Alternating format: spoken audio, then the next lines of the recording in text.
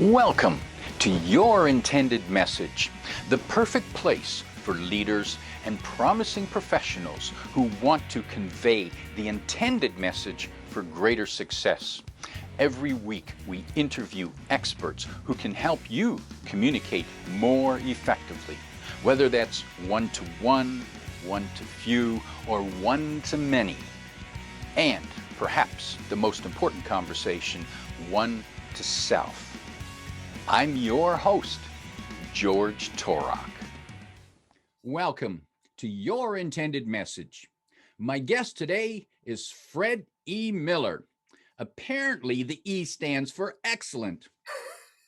Here's 3 facts I think you should know about Fred other than being excellent. 1, he is a speaker, an international coach, and author with 2 books selling internationally, getting rave reviews. Those books are No Sweat Public Speaking and No Sweat Elevator Speech. Second fact about Fred, as of July the 8th, 2021, his No Sweat Public Speaking podcast is ranked number 6 on feedspot.com. And number 3, third fact is, as of July 7th, the day before, 2021, his No Sweat Public Speaking blog and website is ranked number 6 on feedspot.com. Fred E. Miller, welcome to Your Intended Message. Well, thanks for having me, George. And you can see I'm in the elevator working on my intended message, the elevator speech, the second book. Thank you for that plug. Fred, since you're in the elevator, you mentioned the elevator speech. Let's just address that initially. The elevator speech, is that important for people? Is it important for everyone or just for salespeople? Oh, I think for everyone, because people meet at different events, social functions, seminars, standing in front of a line to get into a movie, and somebody says, hey, I'm Bobby, I work over at Home Depot. What do you do? And you got to be able to answer that little infomercial. It's really important. And you want to make it succinct. It has to be concise, consistent, and well, I said that already. Concise and consistent. So people know exactly who you are, because people might want to hire you and they might want to refer you. And too many people go on and on with their elevator speech and name all kinds of things. And it gets to the point you're thinking, well, I guess they'll rotate my tires, change my oil, wash my windows. You have to have a bullseye for that elevator speech. Does that make sense to you, George? It makes sense, and I'm reminded of people who, when they introduce themselves, they say, "Oh, and I also do this, and I also do that, and I have an Etsy store, and I volunteer here, and I'm thinking of writing this, and oh, what else would you like to know about me?" Exactly. That's what a lot of people do. You're right, and less is more. I think, especially in this age where we've got Twitter and we're doing on Zoom, people want things now. They don't want to wait for it. Get right to the point right now. So my Twitter type elevator speech is I speak, coach, and write about networking, public speaking, and presentation skills. Now I've got an 8-floor template and you can skip things. Let me give you another one, because this is, I'm always revising. Actually, I had to rewrite my book because I learned so much since I wrote it. I'm sure you've had the same experience with your books. But another one I like is that if you say, Fred, what do you do? I say, well, George, thanks for asking. I'm going to answer your question by asking you one. Have you ever been to an event and you're watching and listening to the speaker and you're thinking to yourself, well, that guy's good. I mean, he is really good. He's articulate, authentic, very entertaining.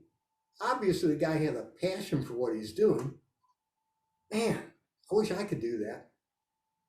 I'm the guy they hire to develop, practice, and deliver presentations like that.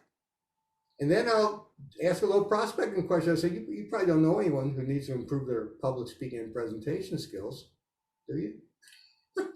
And we're either going to make an appointment in the future or we're finished. And that's a good part of an elevator speech too. We don't talk about enough is disqualifying.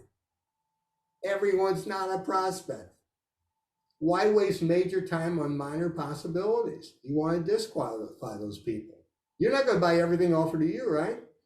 No, Now, that's an interesting piece of advice. So instead of trying to make everyone our friend, we simply need to clarify what our positioning is, what our value is, and discover if there's interest there. And if there's not, well, nice to meet you. Perhaps we'll chat again, but I'm going to talk to someone else. you're right. And the phrase hire me, and there's a story behind that because most people say, well, I work with companies, I help people. Well, God bless you if you're independently wealthy, come on in. But hire me says, you know what? I'm really good at this. I'm proud of it. And you know what else? There's some jack connected to it. And if that disqualifies people, that's great. That's fantastic. Now, some people don't like the word hire me. I was once doing a seminar and a lady says, it sounds to me like you got a little attitude with that hire me, Fred. I said, well, what do you want to do? Work with a wimp? Somebody's not proud of what they do? But yeah, but if you're not comfortable with it, don't say it because that'll come across. Use words like people write me checks, people put me on their payroll, people give me a project. Here's one I really like, and I got this from a real estate lady. She said, people buying and selling homes choose me. And if you think about it, I know Southwest Airlines, whenever they land, that pilot says, we know you have many choices when you fly. Thank you for choosing Southwest. But I think you're just putting a little jack behind it and saying with an attitude, yeah, let's not waste time. I'm not going to buy everything from that's offered to me. I don't expect you to. Don't take it personally. Fred, on the topic of the elevator speech, when someone comes to you and say, Fred, I'm going to hire you to help me fix my elevator speech, what might be the first one or two questions that you ask them to see, one, if you can help them, and two, to actually get them better focused? Oh, I'd say, well, first of all, tell me a little bit about what you do. What's your product or service? Who is your audience? Who are your prospects? And some people don't know those things. They'll go on and on, like you said, well, I'll do the gutters for you and I'll rake your yard. And what, is there anything else you pay people to do? I can do that. No. It's got to be the bullseye. I mean, I'll give you an example. I know a guy who's an attorney, and he got up and he's giving his elevator speech. He says, I'm an attorney. He says, I do contracts, buy sell agreements, leases, rentals. I do contracts. And during the Q&A, somebody'd say, a friend of mine has a speeding ticket. Do you? No, I do contracts. Or somebody said, well, I know somebody might be getting a divorce. I do contracts. Now, he may do some of these other things. I'm sure, George, you do a lot of other things that are not in your initial elevator speech. We were just talking about mind mapping, but you don't mention those till you've done some business with them and gain their trust. And then you can lead into that. But to your point that you made earlier, you don't name a lot of stuff because then your intended message is intended to mean what you don't want it to mean. And they'll think, oh, he's a jack of all trades and a master of none. So I think that, yeah, that's important.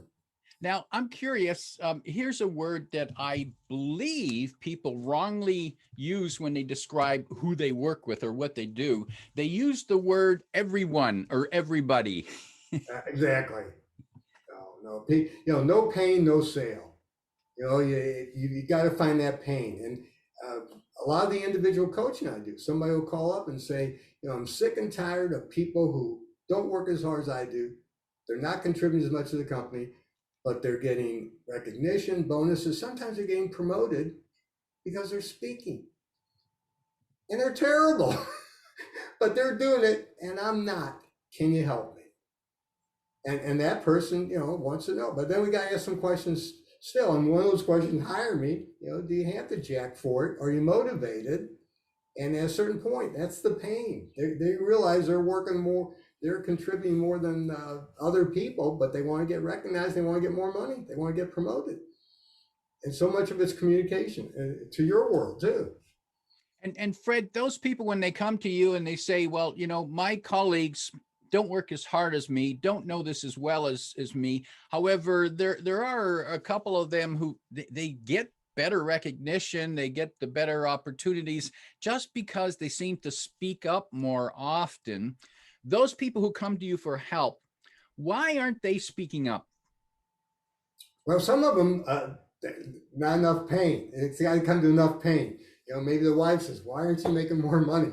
Maybe they realize it themselves, or maybe some of their colleagues are saying, "Hey, Bobby, he just took your idea. You came up with that." And I think it's that pain of not getting recognized, personal recognition. It's not all about money, but it's being able to better yourself. And so many times it's communication. Uh, I think big companies, when they have the funds for it, even smaller companies, they're teaching their people communication skills. There's a local college does a survey every year, and what companies are saying is that new hires are lacking communication skills. You could be great at HVAC, you could be a great mechanic, accountant, whatever, but if you can't communicate with your fellow employees, with underlings, overlings, prospects, clients, it's going to hurt you. There's some people you just got to keep them in the shop because they're terrible communicators. They're good at what they do, they're not going to advance their career.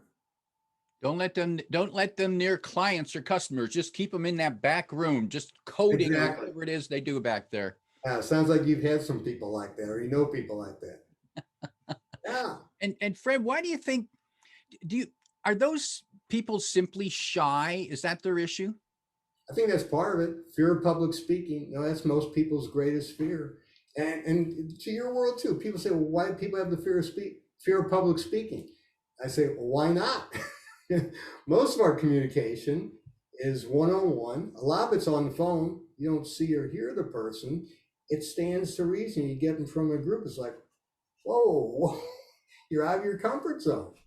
And then the other reason to have the fear of public speaking, some people don't know what they're talking about. They'll get up and give a presentation. They don't know anything about it, and they'll start repeating things and get off topic. So you have to know the formula for public speaking, and then I think you have to practice. We've got the Olympics coming up this month. Does anybody think any of those Olympians show up just like, well, I think I'll go throw that javelin today, or maybe I'll go run this race? No, these people have practiced for years. Why would you think you can get them to give a presentation and not practice?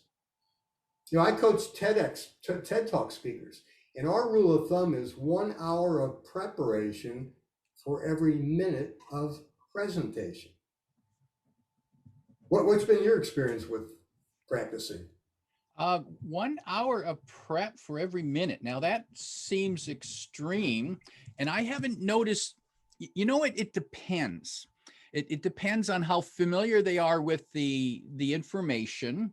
Good point. However, the scale is worth noting. I think it's worth the point. I think for people is that if you've got a 30-minute presentation, you can't rehearse it in 30 minutes. You probably got to spend hours over a period of weeks, ideally, because you can't simply start rehearsing the day before, and because your body and your brain needs to work in spurts. It's the same way. In fact, it's funny that you mentioned this. I was thinking of this earlier, Fred. I've run a few marathons. And I'll tell you, I don't do that anymore because I don't want that much pain. But in preparing for a marathon, you need to train over months. And you start out just first time, you just get out and you walk out the door, you walk to the sidewalk and you walk back. And that's the first day. It's a success. Next day, you walk a little bit further. And then weeks later, you're actually running a mile or two with maybe some breaks. But the key is that you need to space it over time. That's what I think makes the big difference with any skill, especially speaking. That's a good point. What's your best tip for practicing? Best practice tip? Well, the best. Now, here's something that surprises people. They think that the only way to rehearse a presentation. So let's say let's go with a 30-minute presentation. They think that you simply start and then run 30 minutes. And then again later, you start and run 30 minutes. And my advice is to rehearse in modules. Pick out your opening, work on that a few times until you get more comfortable with it. Then pick out your closing and work on that a few times. And then pick out key parts in the presentation, because not every part is as critical, and you want to be stronger on the critical parts, and it's okay to go a little bit weaker on the fluff or the transitions. And then maybe you run it all the way through, but rehearse it in pieces makes it easier to remember. All right, good point. And I like your point of practicing modules. And one of the things that we always tell people, practice the sticky spots, because you always avoid those. I mean, I got my opening, I mean, that's solid. My closing, I crush it. But there's a couple of things in there, and I keep avoiding them because either the verbiage is wrong or the concept's wrong. Either fix it or change it, because if you don't, it's going to be in the back of your mind and it'll make you screw up your presentation. Well, here's the tip I got from Mark Brown. Mark Brown was a Toastmaster, won the international contest, I don't know how many years ago. He said, take a video of yourself, sound and video. First time you go back to that video, turn the sound off. Just watch yourself. Are you doing anything that's distracting the people? Because nonverbal communication trumps verbal. Second time, turn it on, turn on the sound. No, turn it around. Don't look at it, but listen. Do you have any ahs or ers, filler words? How is your enunciation and pronunciation? How is your cadence? How is your inflection? How are your pauses? Third time, watch the video, sound and video. You'll see and hear what the audience sees and hears. Fourth time, do it with a coach, because we all have blind spots. You might miss something that you're really good at or really need improvement. But that is a great tip. Let me give another one before while we're on the subject. The closing comes after Q&A. Too many people, well, you know this, sure, because you're a pro. Too many people have questions after they've closed their presentation. And this gets to the law of primacy and recency. The audience best remembers the first and last things you say and do. That's why I want a strong opening and a stronger closing, because the last thing I say and do is the first thing the audience remembers. An example I always like to give, you do it the traditional way. I finish my speech, great closing.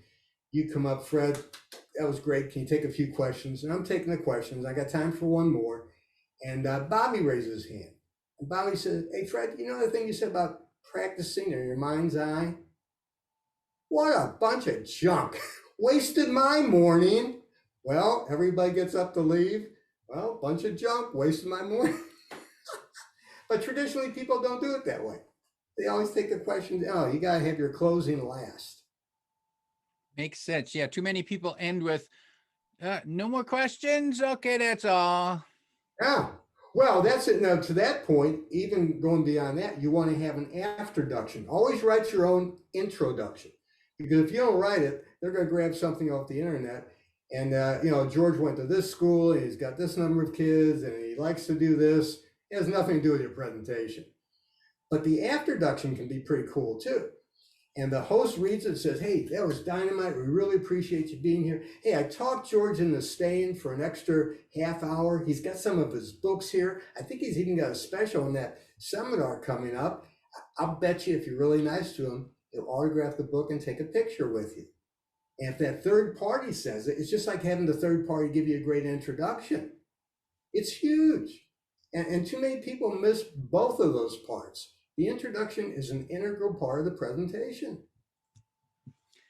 Fred, during the pandemic, our need to communicate has probably escalated. We need to communicate more and more clearly. What challenges have you noticed people are facing communicating during this pandemic, and how have you been helping them? Well, right here, we're on Zoom. And I'll tell you the story. We were in South Africa when this thing broke out. And we got back to St. Louis. I was bummed out. Didn't do anything for about a month. I started getting on Zoom meetings. Oh, I've looked up more noses than an ear, nose, throat doctor. I've seen backgrounds that people should be criminalized for having. Even, people in the medical industry, HIPAA would shut them down. People have no idea where, I look like I'm a Martian now. The lights are, terrible microphones, and it just gave me a whole lot to write about. And because it was done so poorly. But I think it's going to be here to stay. You and I have talked about a new application called which changes everything. Because why travel if you can give a great presentation? You just have to do it correctly. Have everyone turn off their cameras so there's no distractions. This is an important point worth making. We can't multitask. Everyone thinks they can. Women think they can do it better than men. Nobody can multitask. And the example I love to give, if you're watching any cable news show, that little ticker tape comes across the bottom of the screen. If you're reading that ticker tape, you have no idea what they're talking about. And to prove it, when the commercial comes on, the ticker tape is gone because advertisers would never pay for that. So if you've got all these screens up and what's George wearing and what's on Mary's wall, you're not even watching the speaker or listening to them. And there's lots of little bitty things that make a huge difference. You find that, don't you? Definitely. The Zoom presentations, this whole virtual environment provides the opportunity for a lot more distractions. Yeah. It's curious. In a recent in a presentation that I delivered to a group of executives recently, I did a quick poll. One of the neat things about Zoom is the polling feature. Yes. And the question I asked was, how many other applications do you have open on your computer right now? And more than half of the people had at least 5 applications open. Oh. Yeah, no, we can't multitask, and you've got to control it, and it's tough, and you have to have a lot of different things to get their attention, and I think that's where changing backgrounds, having sound, having videos in your presentation. This certainly has to do with in-person presentations too, but even more so on Zoom, where people can just go blank and go play games somewhere and come back. But it's huge, and like you said, modules. You build your presentation in modules. That's how you customize them for different groups, and videoing those presentations, and perhaps in the future presenting those as really nice videos, but stopping them for the Q&A and some banter about the presentation or the topic. That's going to change everything for the better. Now, I'm curious, in a live presentation, when you're in the room or on the stage, you probably know to look after the setting. How does it look? You want to have the lights right. You want to avoid, but yet when people seem to get into the virtual world, they either totally forget about that, or perhaps they never knew it to begin with. But how other things going on, the poor lighting, the poor sound, the distractions, and some people, Fred, probably think that this whole Zoom thing, it'll be over soon. The pandemics, we almost beat it. We're never going to use it. I don't have to get good at this. What do you say to those people? I say I like wearing my shorts like I am now. and I'm barefoot, and you don't see it. I have no idea what you're wearing, if anything. But it's a lot easier than getting on a plane and going somewhere. And if this is going to be video, like streaming, people are going to be able to watch it on their time, how they want to watch it, when they want to watch it, rewind, stop it. They'll be able to speed through it. You're going to be able to watch it at a quicker speed. It's going to change everything. I mean, I think it certainly will have the in-person events, but I think this is going to make for a lot better communication for many, many people. Now, I mean, one of the things, I just thought it's like, you're going through, you made a couple of good points. Well, I can rewind that, make sure I understood it. Yeah. Now, let's bring back a point you mentioned earlier, Fred, about people in the workplace who are getting passed over for opportunities because of their poor presentation, poor communication skills. Now they have an additional challenge to communicate virtually. And again, it's the ones who get onto this environment and learn how to do it well. And well just means better than most others. It doesn't mean perfectly, does it? No. And in fact, you don't want to be too perfect because it's not real. We all make mistakes. No, you want to be natural. It's like neither of us have a script right now. This is a conversation. When we both stumbled a little bit, mispronounced something, gone back, forgotten something, come up. But that's the way the world is. and you can do that. And it's just a matter of the more you do it, the better you get. My best practicing tip is speak, speak, speak. You can think about it. You can practice with the video thing. You can read books, watch other people speak, go to seminars. But the bottom line is you got to speak. The learning is in the doing. But let me mention this, and you know this, we talked briefly about it yesterday. You can take it a step further if you teach it. When you go to medical school, especially the surgeons, they're told see one, do one, teach one. And I asked my son-in-law, who's a doctor, he said, oh yeah, if I can perform that procedure from another room, instructing the man who's in the operating room, I've mastered it. Personal story, I started a meetup. I taught a class at a community college. I never had any education courses. I was way out of my comfort zone doing that, but I've learned a ton. Because as you know, when we get out of our comfort zone, we make it larger. Has that been your experience too? Yeah, very much. In fact, way back in the beginning, when I was just starting into this type of business, one of my first assignments was subbing for friends. They were going away on a vacation, and they said, "Well, why don't George, public speaking? Can you teach this 14-week course for us?" And I thought, are you kidding me? And then I thought, well, okay, I guess I'll either learn how to do it or no, this isn't for me. And each week I prepared the lesson, the few days before, and delivered it the following evening. And I learned a lot from that. Made mistakes along the way, but guess what? The students didn't know because I knew more than they did. Oh, exactly. And mistakes are a good thing. Bill Gates said, if you get it right the first time, you don't give it a second thought. At first it's tough. Like, oh man, I was putting a desk the other day. I had to do it twice, if you know what I mean. But hopefully, if I had to do it again, I could do it quicker. I put something on backwards. Had to take the thing apart. But you get ticked off. But then all of a sudden you think about what went wrong, what are the options, and you learn something. If you get it right the first time, in my case, it would have been dumb luck if I'd gotten that put together the first time yesterday. But that's how we learn stuff. And I think we have to embrace that. And to your point, if you don't tell anybody, nobody knows. That's one of the beauties of being a speaker. If we were in the Olympics, they're holding up those 10 cards. You don't have to be perfect doing this. If we're in a play and I forget my lines, I'm screwed. Or if we're in a marching band and everybody's coming this way and I'm going that way, I'm screwed. But you have no idea as an audience what I've left in or what I've added this time. You've had that experience, right?